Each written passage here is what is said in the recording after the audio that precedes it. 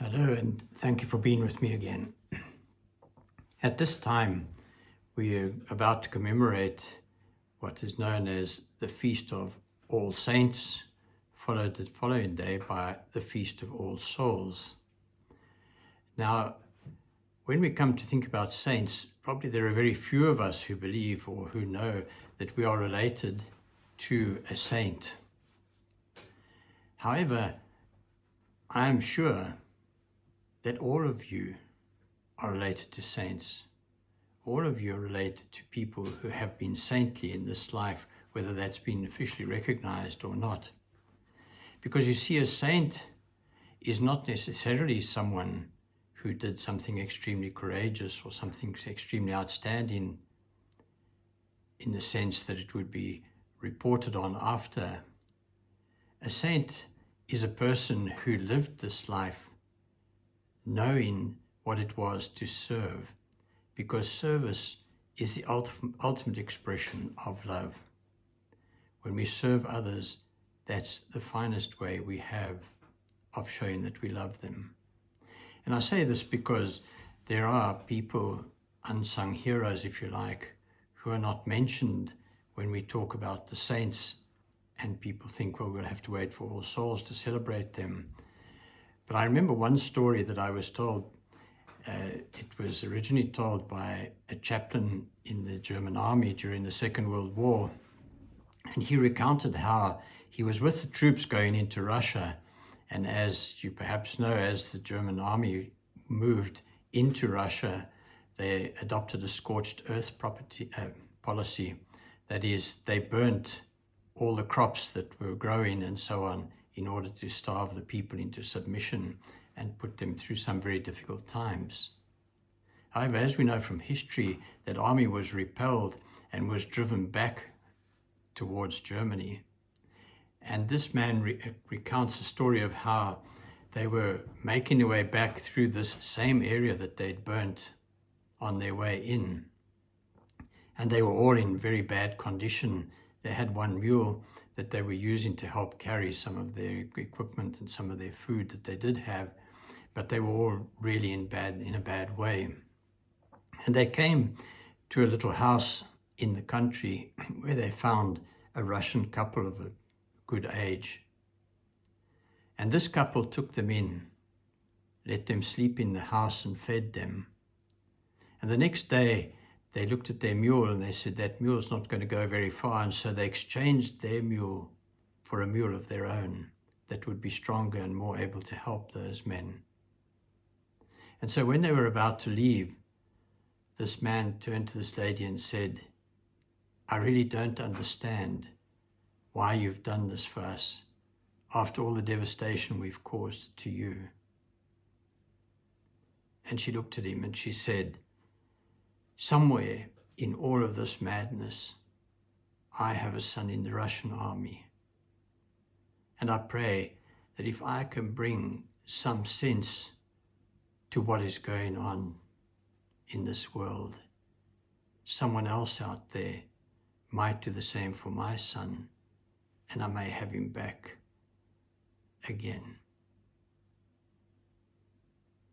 This is true greatness, when people can look past what we've done to them, the hardships we've caused them, and see in us another person who's loved by our families, another person who has their connections to others.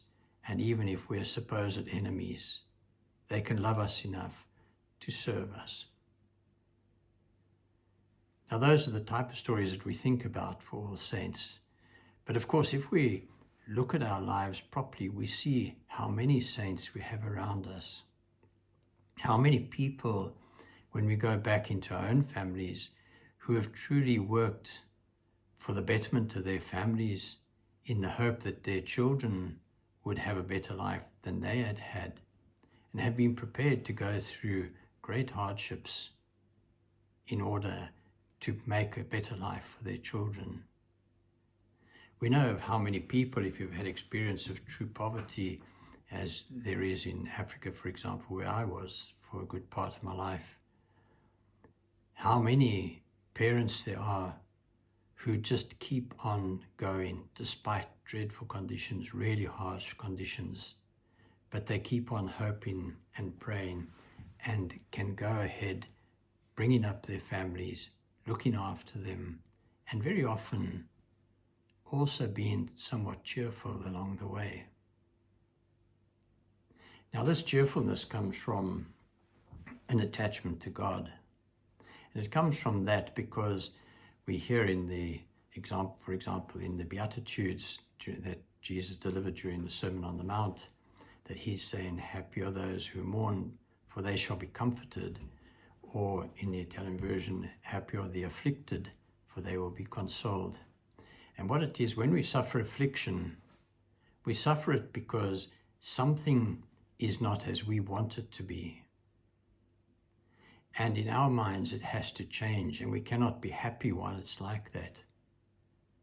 But you see, if we have faith in God, and we know that nothing happens to us in this life, it happens for us, we can look at it completely differently, and we can accept harsh conditions, knowing that God is there, though, watching over us and looking after us, whatever happens.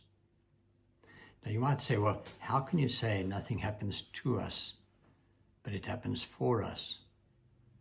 And I can give you an example. Say, for instance, I was to receive a diagnosis of a very serious illness that would end my life earlier than would possibly have been expected under normal conditions. There are two things I could do with that diagnosis. I could become insufferable, being angry with my lot and making life for all those around me so difficult, seeing my suffering and feeling the butt of my wrath at what's going on. However, if that diagnosis makes me think of really making use of the time that I have left in this life, and I really get down and use that time to show more love for those near me, for those I come into contact with, if I use that time to be that much of a better person for them that helps to build their lives rather than to detract from them, then even if I do die earlier than would have been expected, that diagnosis came along for me, because those people that I've touched during that good time of the end of my life will have benefited so much because of my diagnosis. And so, as I say, so much of how we see life depends on having faith in God or not having faith in God. But what we are meant to know is that God is there. Everything that comes our way in life is sent for to give us the chance to grow in love, to grow in serving those around us by loving them, by seeing in them a child of God, and by making their life more beautiful because of us having been in it.